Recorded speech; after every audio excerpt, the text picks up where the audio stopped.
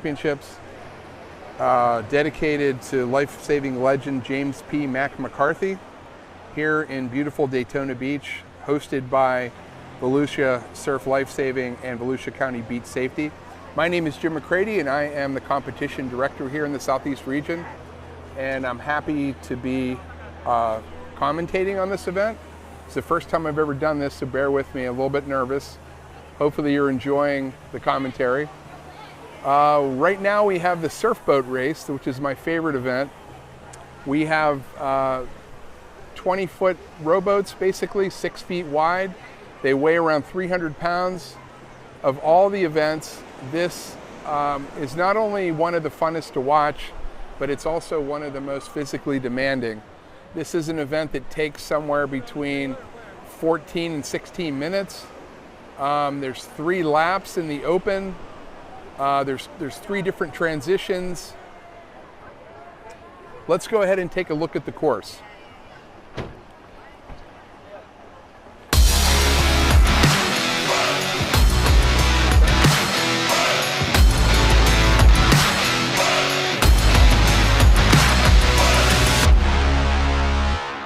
Surfboat race. Yeah, they're getting ready. This is a 2-person event.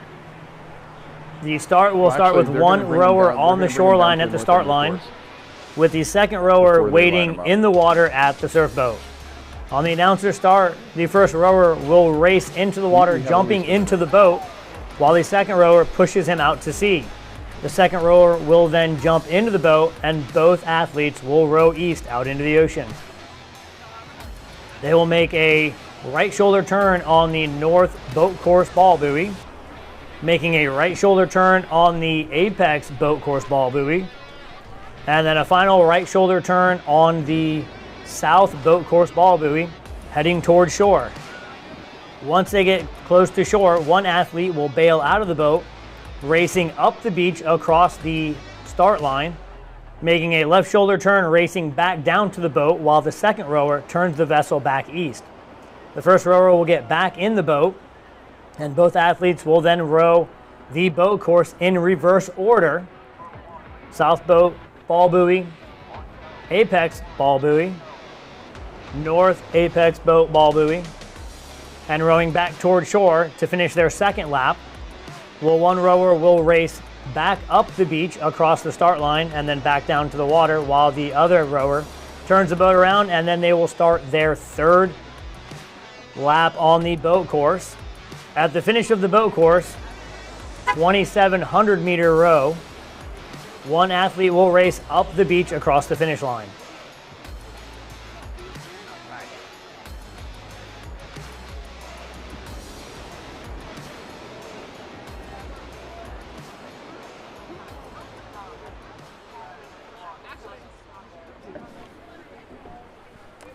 Welcome back to the 2025 James P. Mac McCarthy Southeast Regional Lifeguard Championships, hosted here in beautiful Daytona Beach by Volusia's Surf Lifesaving Association and Volusia County Beach Safety.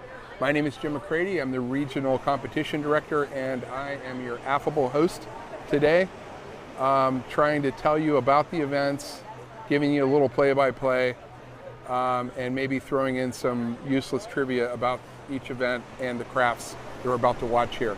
The next event is the Surfboat race, my favorite event. Here is an event where we have 300-pound boats, rowboats, 20 feet long, 6 foot wide, and a lot of skill goes into this race. Like all the races, strategy obviously is involved in this as well. You have to know what the currents are doing. You have to negotiate the surf. A lot of this also comes down to drafting, coursemanship, knowing when to make your turn, when to make your push, where to hit the beach with respect to the other boats.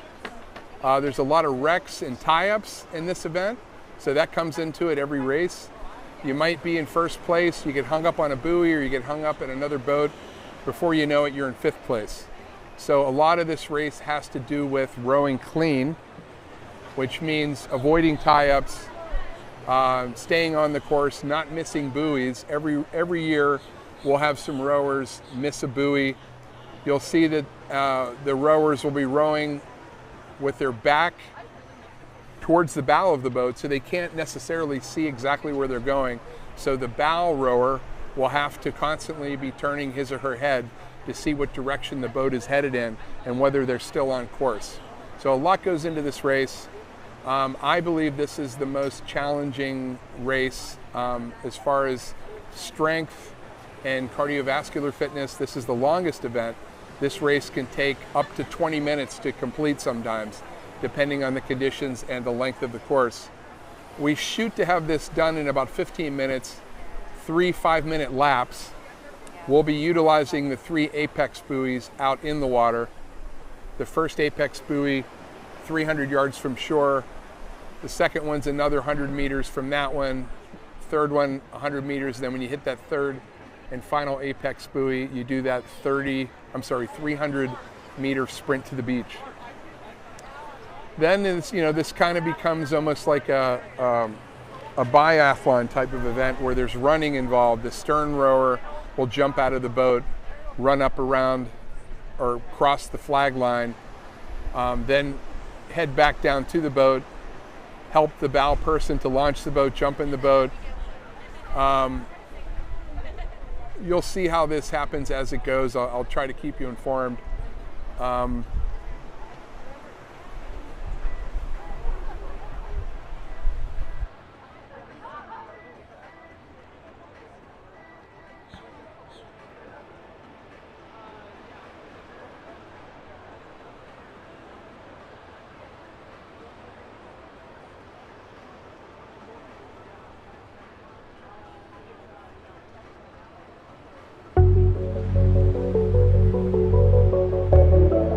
My name is Zoe Fulton, and I chose to become a lifeguard because I love the ocean and the beach. My name is Chandler, and I chose to become a lifeguard because I wanted to make a difference, and there's no better place to do it than the beach. My name's Aurora, and I became a lifeguard because my mom used to work here, and I have great family ties throughout this.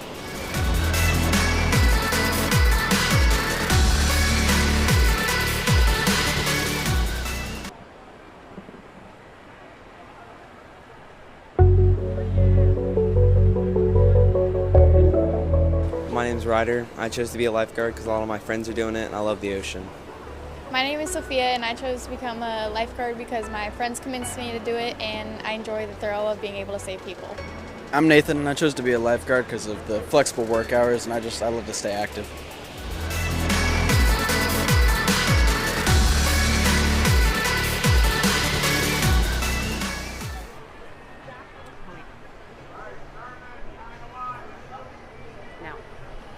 Welcome back to the 2025 James P. Mac McCarthy Southeast Regional Lifeguard Championships.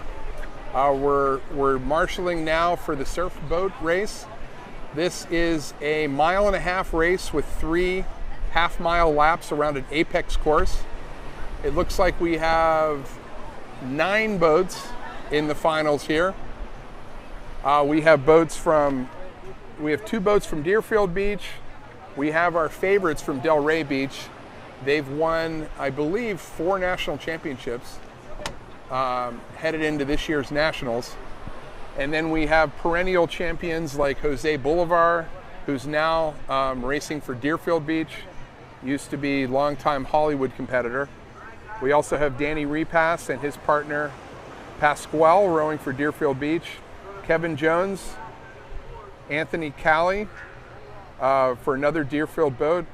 Lantana, we have a new team of Mark Fitchner and Matt Linsky.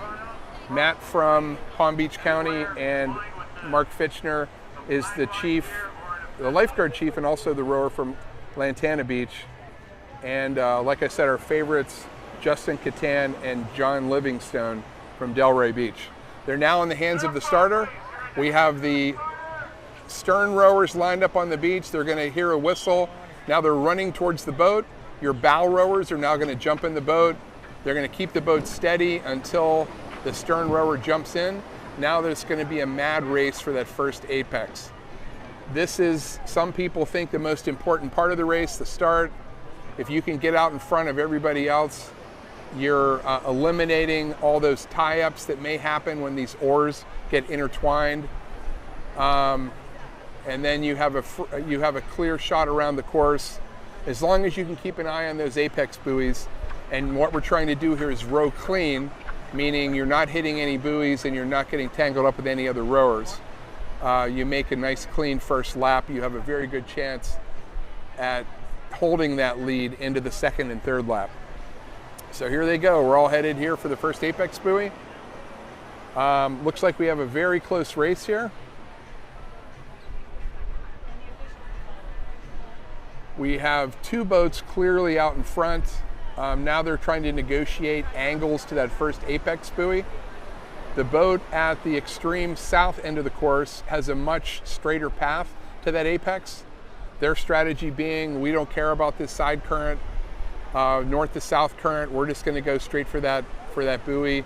Then, of course, you have the boat on the north end of the course who's trying to work an angle and use that side lateral current to their advantage to be pushed down south towards the first apex. But it looks like we have a clear leader here with that first place boat. I wish I could tell you who was in that boat. I need somebody to stand next to me here with some binoculars and let me know who's who. But here we go. We're headed towards the first apex buoy. Looks like everybody's relatively clean, which is almost unheard of here at regionals. I saw 0 tie-ups. Everybody seems to be respecting everybody else's distance away from each other. We have our first turn at the first buoy. This is roughly a 45-degree angle turn to the first buoy, to the second apex buoy. Still rowing clean. If I had to guess, I would say that's our Del Rey people out in front, but that's just based on my past knowledge of these races. Looks like somebody is on the inside of that apex, but they did barely get their bow around it, and now they've hit into the back of the first place boat, kind of spun them out a little bit, but they've recovered. A little bit of bumper boats, but not a whole lot to worry about. A little bit of bumping there between the 5th and 6th place boats. Everybody else appears to be rowing clean here. Very close race between first and second. Del Rey is in first place. We have the boat with Anthony Cali and Kevin Jones in second place. But that could change at any minute with the competitiveness level of the rowers in this region.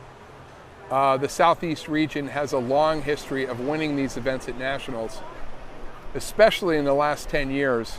You can count on a boat from either Hollywood or Delray Beach winning nationals. We get a lot of our lifeguards from the New Jersey area, where they grow up learning how to row, hone their skills, and then we cherry pick them, bring them down to South Florida where they can lifeguard year round. And they bring those waterman skills and rowing skills down here. So we still have the Del Rey team of Catan and Livingstone in first place, followed closely by Kevin Jones and Anthony Cali. And then I'm trying to figure out who's, oh, we have Jose Bolivar in the second Del Rey boat, rowing with longtime rower Tom Nolan. Started out his career in Fort Lauderdale. Now he works in Del Rey Beach as a firefighter and competes for their lifeguard service. Okay, as we head in after our first lap, seems like we have, like I said, first place Del Rey, and then second and third both from Deerfield Beach. Deerfield Beach is our current national champion in the C division, which is beach patrols with 50 or less employees. And then Del Rey is always in that conversation for top 3 beach patrols in the country in that division. And like I said, Justin Catan and John Livingstone are now at legendary status with the number of championships they've been able to win. They are known for their third lap. So sometimes they keep it kind of competitive through the first 2 laps, and then they put it into an entirely different gear for that third lap. We'll see if they employ that strategy today. So we have the 2 stern guys running up around the flags. Looks like that would be Justin and Kevin. I think, I can't tell from here.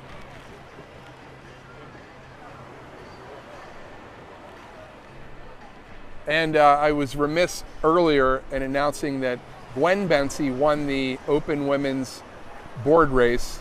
Gwen Bensey, longtime junior lifeguard in Deerfield, lifeguard in Boca, was in the Fort Lauderdale Junior and Pompano Junior lifeguard program.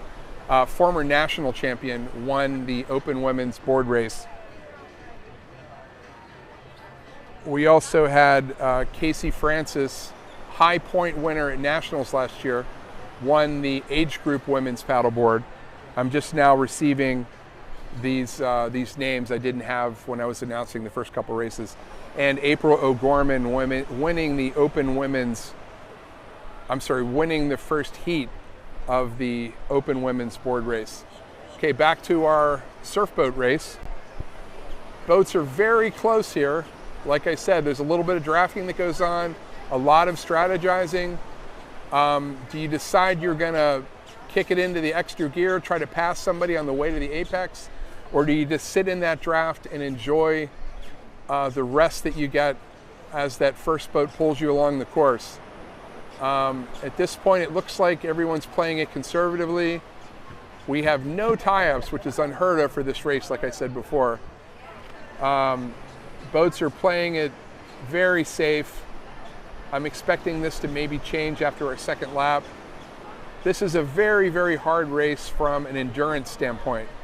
A lot of boat teams will have a good lap or two in them, but in order to put 3 of these laps together in a row and all be at a competitive level takes a lot of cardiovascular fitness, a lot of strength training, especially for the starts and the beginning of each lap, and years of rowing these boats allows the rowers to know where they should be on the course to have the best advantage. We still have Del Rey in first place with Deerfield close behind.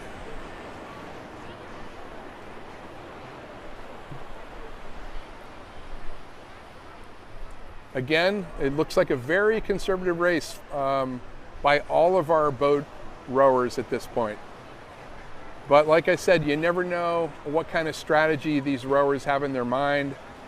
Our second place boat could just be cruising, saving up their energy for a final push on that third lap, or maybe they're using everything they have just to keep up with the Del Rey boat.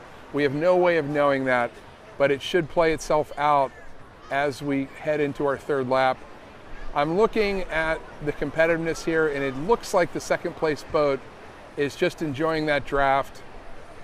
Our bow rower looking back, making sure that he's right in the right spot to be able to take that advantage. Now we're turning around our third and final apex buoy on the way in to finish our second lap again. Second place boat enjoying the draft. Looks like they're enjoying the side draft coming off the bow of the boat. Now they're switching to the other side. Maybe they're going to try to pass them on the outside. This would be the perfect time to do that. But like I said, our first place boat, savvy veterans, multiple time national champions, originally both rowers from New Jersey, now row out of Delray Beach, have enjoyed careers for Delray Ocean Rescue for the last couple years. I should say last several years. I think they've been down now for 3 or 4 years. Okay, they're headed in. Still very close race between first and second. This third lap should be super exciting. I can't wait to see it, actually. I love watching these surfboat races. I would rather watch this race than watch the Super Bowl or the Indianapolis 500 or anything. This is like, I get geeky for this kind of stuff. And I have a nice front row seat up here on the deck in front of the Hard Rock Hotel. Here they come. Looks like there's a lot of strategy going on here. I don't see a whole lot of brute strength, and I don't see a whole lot of anger and aggression.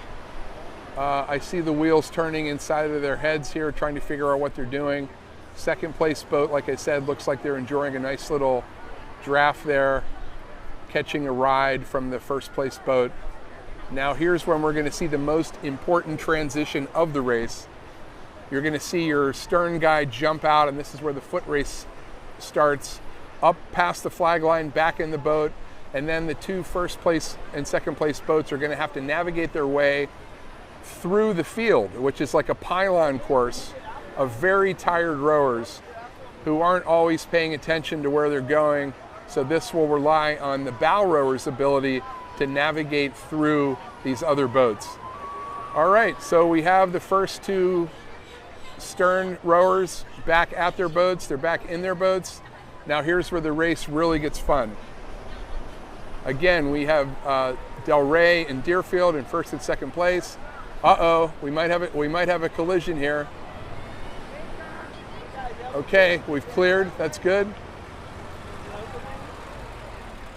I believe Del Rey is on the north end of the course. They almost had that tie up with the second Deerfield boat with Jose Bolivar, another multiple-time national champion. But it looks like the Deerfield boat has a straighter course to that first apex. So this will be super interesting to see if Del Rey Beach has that famous super fast third lap that they're famous for, or Deerfield will be able to pass them at this first buoy. It's hard to tell from this angle, but we'll see as we get closer to the buoy. Very, very close race headed up here to the first apex of the final lap.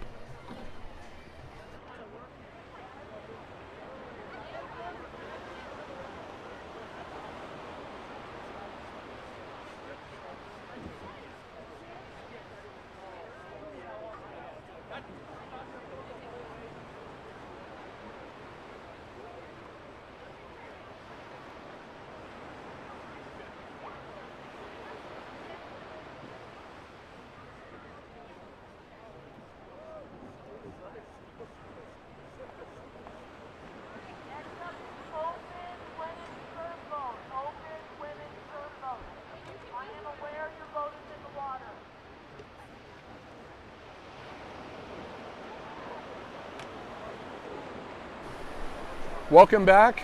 Here we are. We're getting into the third lap of our surfboat race. I'm here with Jack Driscoll, former Volusia County lifeguard and my kind of co-partner here in the broadcast. Veteran. Take the first steps today. I've been enjoying the studio and mingling with some of the competitors downstairs, Jim on the beach.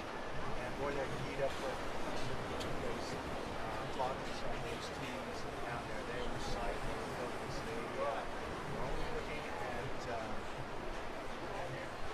They were only looking at what they had to do with this flat surf. It's going to be a little bit unlike California, but nonetheless, this is a good warm-up.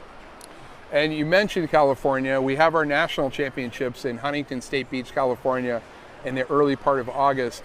And you will see these very boats in the top 5 places at nationals. These are some of the most competitive, best surf boat rowers in the country. Like I said, the Del Rey boat has won nationals. It's either 4 years in a row or 3 out of the last 4 years. I can't remember, but they're always in the conversation. And then, of course, in second place, you have Deerfield Beach, perennial contenders in the surfboat race. We're still seeing some strategy here. The Deerfield boat brought their A game. These guys are in excellent shape. Typically, the Del Rey boat team of Livingstone and Catan can usually pull away in the third lap. It doesn't look like they're doing that today. It looks like the Deerfield boat is right on their tail. Yeah, he took them wide. They took a better apex, like you said, to start off with, Jim, but there's no rollers to take advantage of right now, so they're not being able to stretch the lead by much.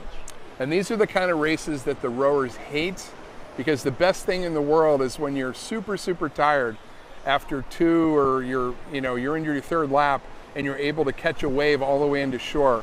When the course is flat like this is all aerobic. This is all just muscle pain and breathing hard and no rest basically. So This is where you're going to see your best athletes with respect to their cardiovascular fitness.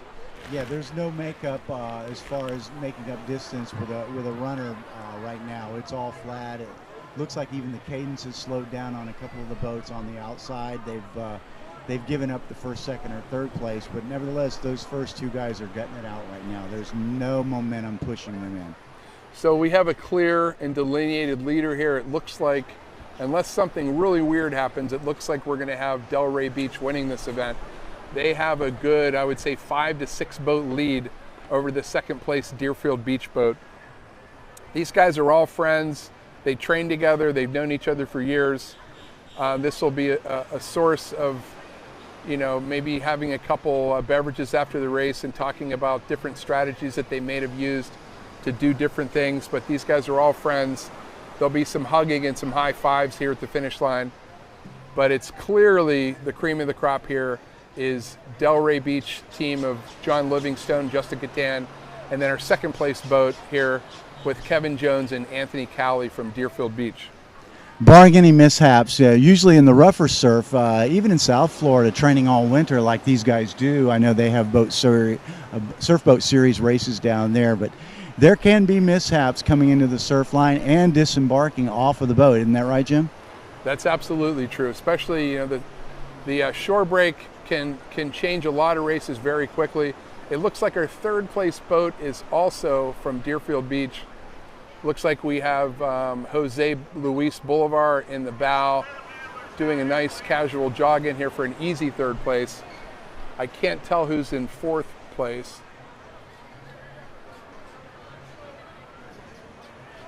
And what we had, a total of 9 boats out on the course originally, and 5 are back, and they are spent. You can tell that those guys rode every meter of this race. And this darker colored boat's coming in with a good push. I didn't see the Lantana Palm Beach combination of Linsky and Finchner. They're a new pair. They were explaining to me earlier. New to rowing with each other, so sometimes that's kind of tricky. Especially there's a height difference between the two of them as well, which plays into that synchronization between the bow and the stern guy. A lot of times you can compensate, but if you haven't rowed a lot together, it's kind of hard to get that perfect timing. Cadence, turns, even setting up for the apex, correct? You know, if you're off course just by a few feet and you get somebody inside move on you, then that can mean the order of finish drastically. We now have our 8th and 9th place boat coming in. Like I said in the previous events, even though they're in 9th or 8th and even last place in this event being in 9th, that doesn't mean that those points aren't valuable to their teams. You can come in 9th place and still get, I believe it's 5 points for your team? I don't have it in front of me here. But just being in this event and being able to do 3 laps around this very long apex course is an accomplishment in and of itself. I didn't see anybody in this race that shouldn't have been in this race. Everybody rowing these boats looked like they knew exactly what they were doing. And like I said, they're rowing against the best rowers in the country here in the Southeast region. So if you get 8th or 9th in this race, you've really accomplished something.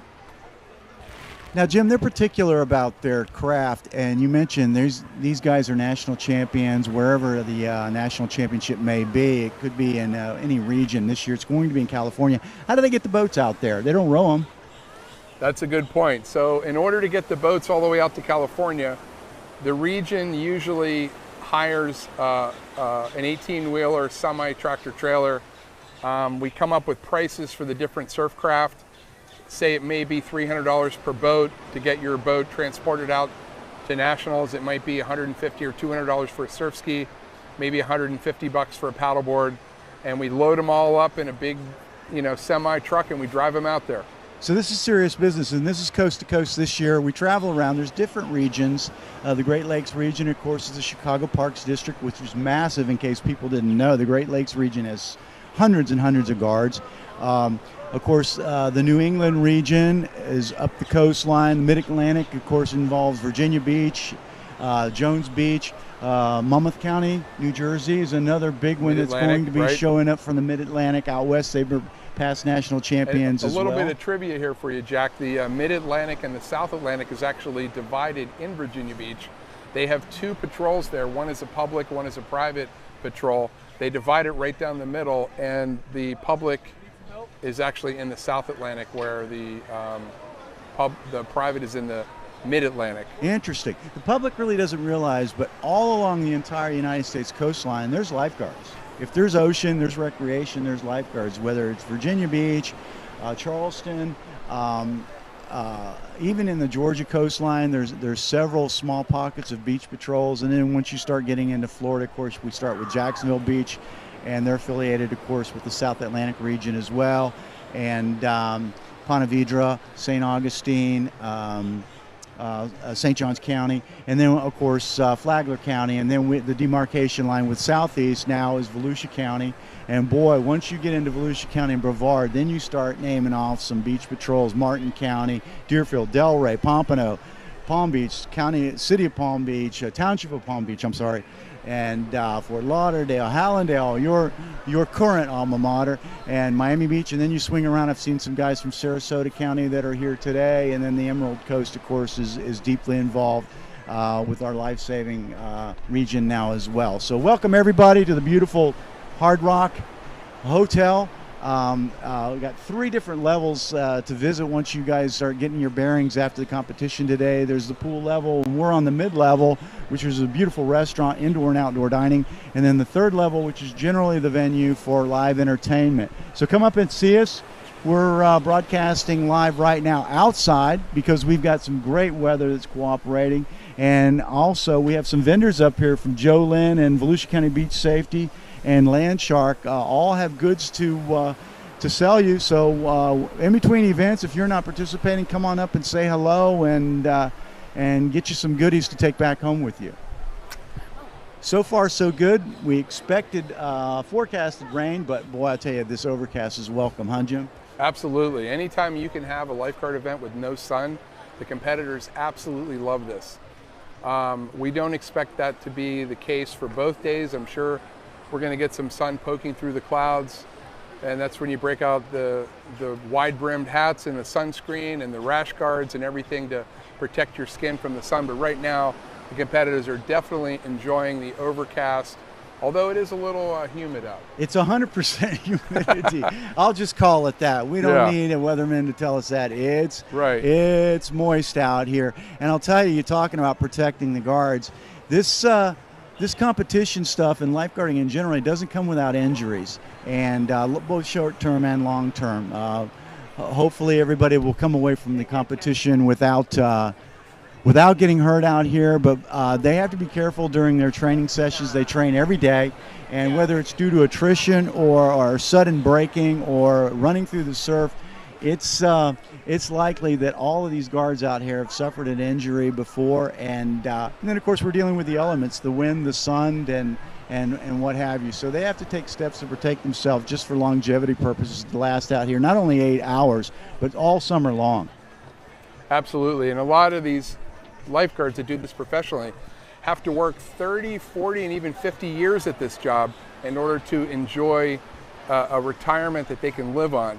So that really plays into the longevity of their career, the way they take care of themselves, the foods that they eat, the stretching, the strength training, and of course the competing that they do keeps them in tip-top shape for not only speed with respect to making rescues, but also a long and fruitful life-saving career with strong muscles and the stretching that's involved in this to avoid injuries.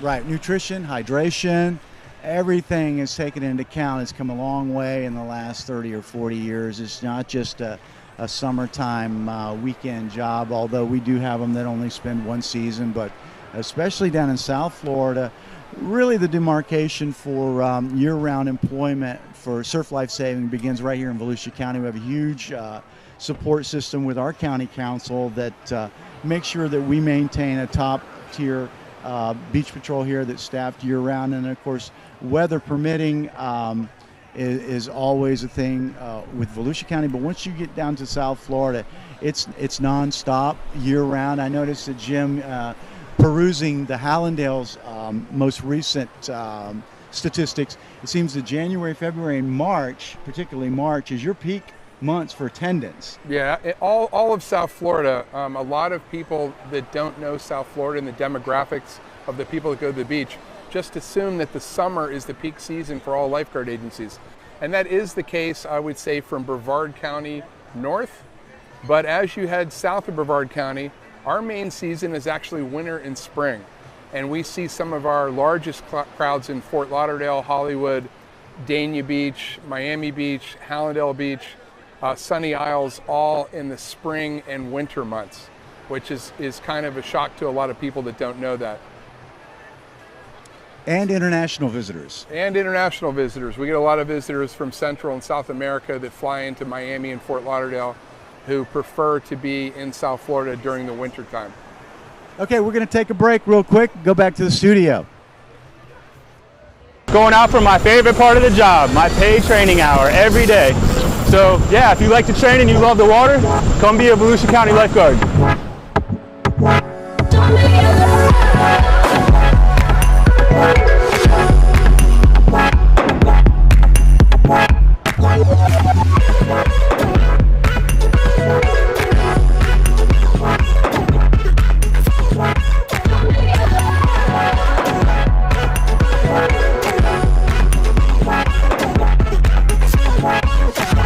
I value people's lives. I want to be someone on that right chair saving people. I know that they always save people's lives and they're really disciplined and they're a good lifeguarding organization, and I just wanted to do something meaningful, like help people.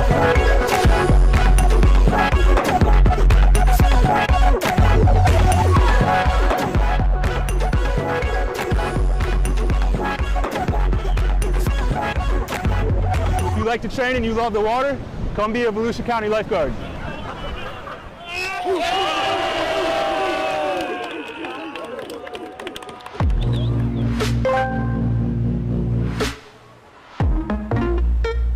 Hi, what's your name? My name is Irina Marks. And what are you out here doing today? I'm training to be lifeguard. It's my second job. All right. And what's your day job?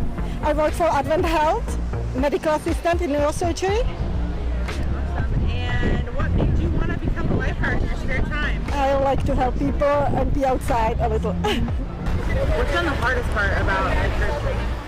Definitely, I'm not a swimmer, doing the 500-meter swim, but once you get past that hurdle, it's pretty easy from there. What's been your favorite part about training? Going out on mock rescues, definitely the best part. How'd you hear about the lifeguard recruit class? My friends, but also just seeing them, I looked it up and I filled out that application. How long have you wanted to be a lifeguard for? Ever since I moved here, so about 8 months ago. Yeah. What's your favorite part so far? Just thought of saving people. How old are you? I'm 16. Okay, nice. Yeah. Thinking that same thing, babe. Well, fuck yeah. You're crushing it. Good job, Thank man. you. Thank you. Thank you.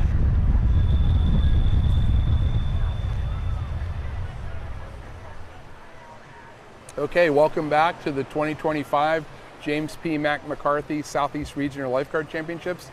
We are now underway in the Women's Open Surfboat. We have 4 boats competing in this event. They're now heading out on their first lap, closing in on the first apex buoy. I can't see who that is.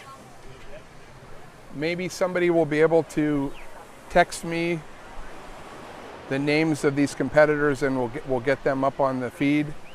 Looked like maybe a team with a Delray boat on the inside lane heading to the first apex. Now, Jim, are they going to do 2 laps or 3? It used to be 2 laps for the women. They protested that. They want to be on the same par as the men, so they will be doing 3 laps. Now in regionally and nationally, all the events will be the same for the men and the women. So we now have full equality with respect to all the different events and what these athletes have to put themselves through. Okay, now second place has gotten into the groove now. They took a wide shot from their lane selection, and now they are they can see and hear the stern of that first place boat. And for you people watching, that drone footage is unbelievable. You're getting a much better view than the people on the beach and us for that matter. And you can probably tell us who's in the lead. And like Jim was saying when we went to break, he goes, you know, this is kind of a unique situation that our county public information team has put us into, whereas these competitors, as soon as they take a break this evening, they're going to be able to go to one of the multimedias, whether it's YouTube or what have you, and they're going to find this event, and they're going to be able to not only critique but really enjoy the competition from a comfortable seat in the shade and rest, and actually watch their own race from a bird's eye view, not only from the camera angle from the beach, but also from the camera angle of the drone up ahead. Okay, we have some developments in the race here. I'm being told that Tiffany Lacasse and Alice Henley are in first place. Our second place boat took a strategic mistake there towards the final third apex buoy, and now they had to row due north in order to make it around that buoy. They did clear the boat. They did clear the buoy easily. Could have been a tie-up, could have been a big delay there, but they're back on course. If anybody can tell me, we have Jillian Kenny and Alicia Warren. Jillian from Deerfield Beach and Alicia Warren from Delray Beach, mixed team. There we go. In the second place boat. Fantastic athletes, both of them. They just made a bad cut there on that. You got to get your bearings. Quickly, though. They recovered quickly. They have plenty of time. We're only on the first lap, so they have plenty of time. They're probably a little frustrated, but they've got their momentum back. They got their cadence back, and they look like they're right on course now to the beach. The problem with that is that in the first place boat we have Alice Henley, who's one of the best endurance athletes in the country. She's done multiple marathon runs. She's gone, I think she's run like a 2:45 marathon, and she won the 100-mile race from Key Largo to Key West. So she will not be getting tired anytime soon. No. So that almost missed buoy there by the second place boat may factor in as the first place boat. I don't expect to be getting very tired here. But Right. We'll see. We'll see. You never know. A lot of this comes down to the transitions. Sometimes the speed up and down the beach, and you get back to the boat and you stay clean and you don't get tied up, and sometimes you can overcome those disadvantages. Now, coming into the beach, Jim, explain to me real quick again, remind me what has to happen to begin their second lap. What has to happen? So when the boat hits the sand, they actually don't even need to hit the sand. When they approach the beach, one of the two rowers jumps out and they have to run up and cross the flag line, right? Most of the time it's the stern rower, but some beaches decide that the bow person is better at that. Sometimes they even switch positions in the boat, but most of the time it's the stern rower who does that transition. In the first place boat, I can see Alice Henley running up the beach. Like I said, she will not be getting tired anytime soon. She's sprinting back down to the boat. She's already back at the boat before the second place stern rower is even out of the boat. So that's a very strong transition for our first place boat with Tiffany Lacasse from Palm Beach County and Alice Henley from Miami Beach. Now, fatigue starts playing a role in the legs here because it's primarily a legs and backs, shoulders, arms. It's a little bit of everything, like you said during the men's open. We say lightly, jumping in and out of that boat and making the turn. It's not easy. We've seen slips and falls. We've seen shins bashed on the rails of those boats. So when your legs are tired and you're trying to make time, you still have to be careful. We have a very fast transition here for the third place boat. I'm not entirely sure who that is, but they're really going for it. Made up a lot of ground on the second place boat. We have a clear champion, I shouldn't say champion, we have a clear leader at this point in our first place boat with Tiffany and Alice. They look like they have a good 100-yard lead at this point. I don't expect that they'll be caught, but there may be a race for second place depending on how quick this third place boat can get their oars in the water and start stroking towards the second place boat. They chose to turn in a little deeper water, in about 1.5 feet of water, and get out and back very quickly, as far as wasting a little bit of glide time right up onto the sand. Well, so there is an advantage to that. So the conventional thinking is you row all the way to the beach. You get a little bit of extra boat glide, like you said, Jack.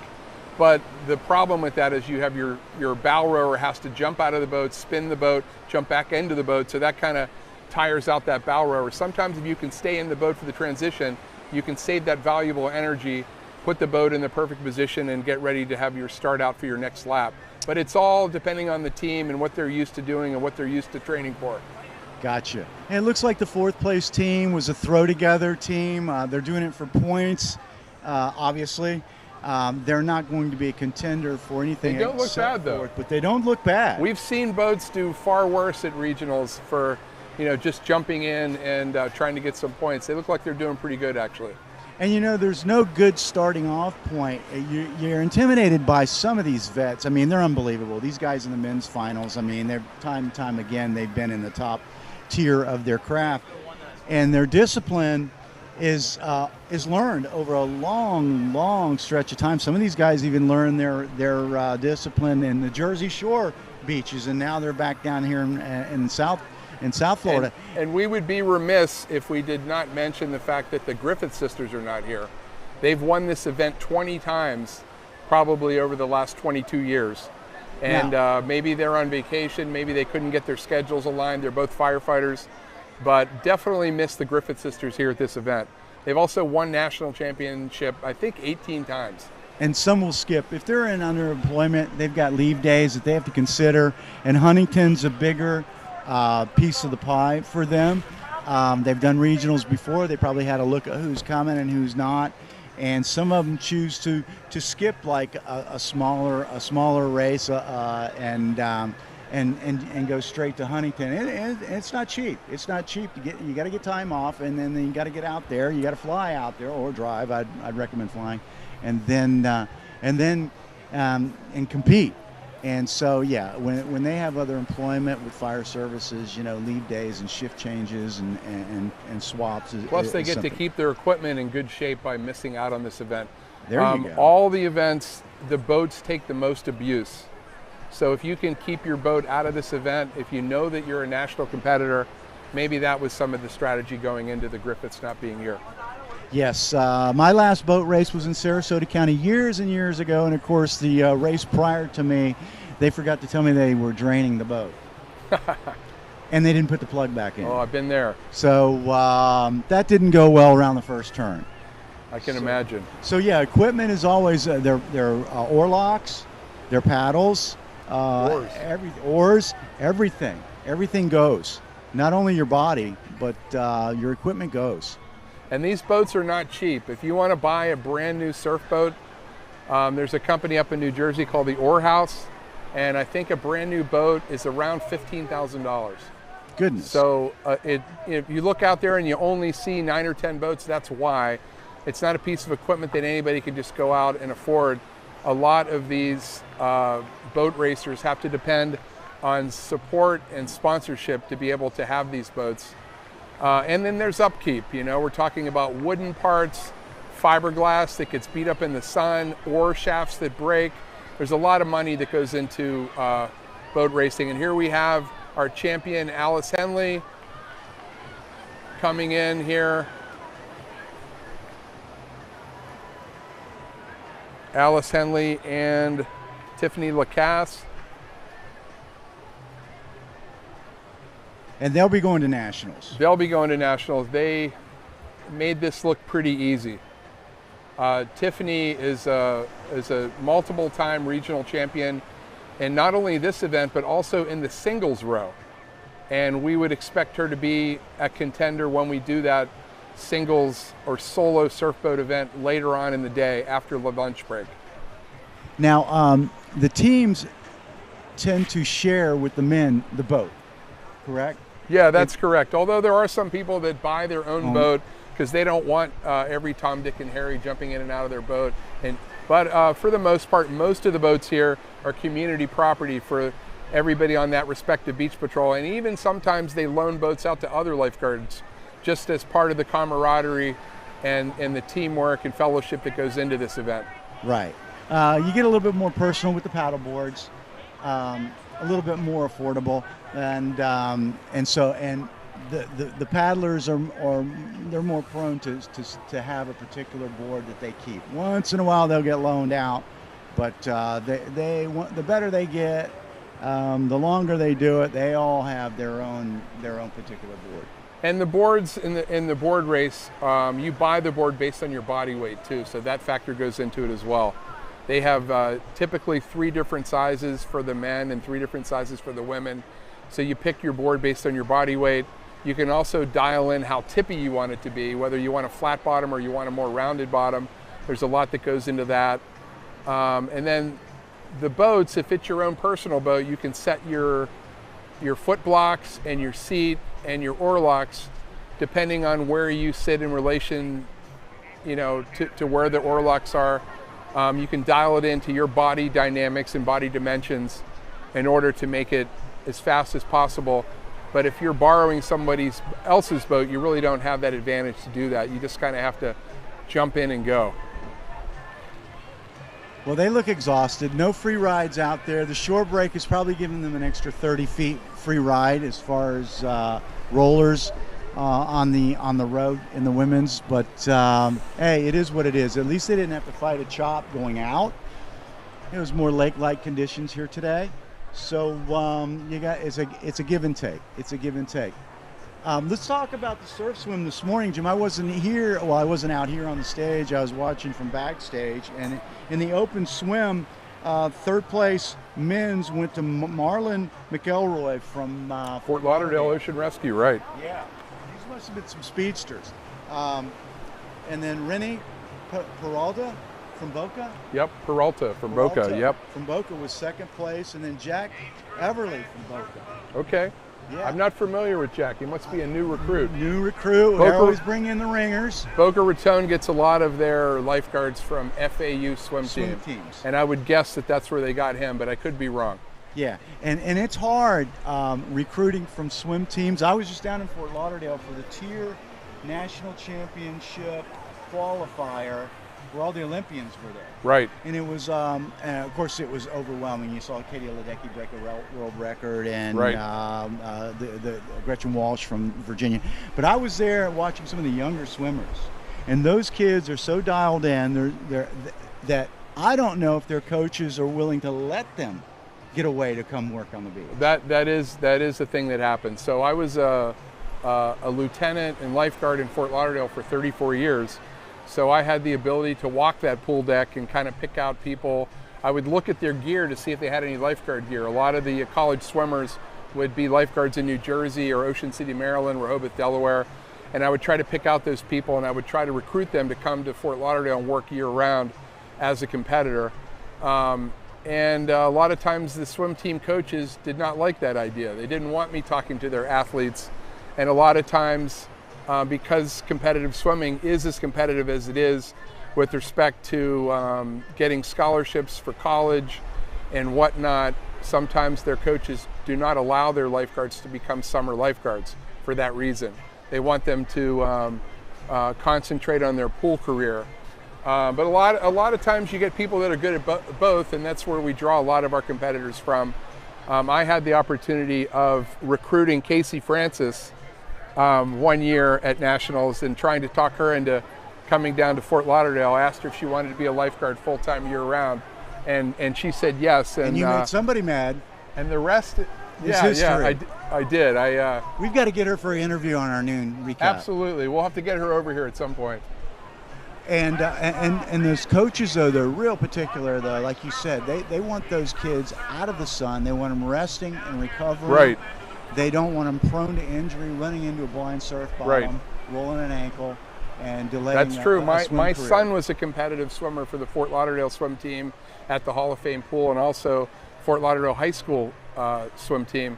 And that was always a concern, whether he was going to do junior lifeguards that summer, whether he was going to go to lifeguard regionals, lifeguard nationals, and how that would affect his high school swim career. There was always conversations about that. Yeah, you're missing practice. Dad, I'm going to miss practice. My coach is going to be mad. And conversely, he's going to be worn out. He's going to miss practices. And, hey, he could get hurt. We all do. Absolutely. All do. But I saw Fort Lauderdale swim team there. Pinecrest, I do believe. Pinecrest out of the Pompano Lauderdale area is still an entity. The Sandpipers from Sarasota. And boy, there were some young prospects there. But but like you said, it's hard recruiting swimmers, top tier swimmers, Right. and get them to the beach because they'll stay. They absolutely will. It's the best job in the world. I've been doing this for 43 years. Started out as a pool lifeguard in Pittsburgh, Pennsylvania. Decided I wanted to go to spring break in Fort Lauderdale in 1985. And then I never went back. I stayed as a lifeguard ever since. Like I said, 34 years in Fort Lauderdale. I'm now 3.5 years in Hallandale Beach, which is 11 miles south of Fort Lauderdale. I don't plan on retiring anytime soon. Back to the last race, I just got news that in second place we had Jillian Kenny and Alicia Warren, that mixed team from Delray and Deerfield Beach in second place. Also rowers for years. Jillian used to compete for Fort Lauderdale for years. Now she's a lifeguard up there in Deerfield Beach. Alicia Warren, also a lifeguard stolen away from Fort Lauderdale Ocean Rescue, and has a great career up in a very professional agency run by Chief Phil Watton up there in Delray Beach. There is deals, behind the scenes deals to steal back and forth. I've noticed that over the years with rowers and paddlers, and they'll move them around like chess pieces down there. You see them one summer, and the next summer they're representing a different beach. That's absolutely true. And there's a lot of factors that go into that. Sometimes it has to do with the job itself, whether you get better pay, better benefits. Sometimes it's just the attitude about competition. Sometimes patrols aren't interested in competing anymore, and the competitors want to move to another agency that's really into competition. There's a variety of different reasons that lifeguards switch agencies, but it does happen quite a bit.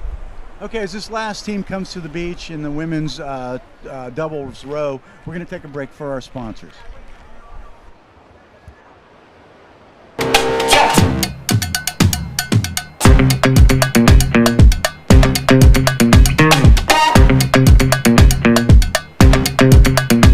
Jumped up like a lion, tangles in my hair. Call me what you want, I don't care. I'm on fire in my underwear, do what I want like a millionaire. I turn it up another notch, I rock it loud and make it hot. I spike the punch and make it pop. Don't stop. Living my best life, living my best life. Do what I feel like, living my best life. Staying up all night, keeping it alright. Do what I feel like, living my best life, living my best life.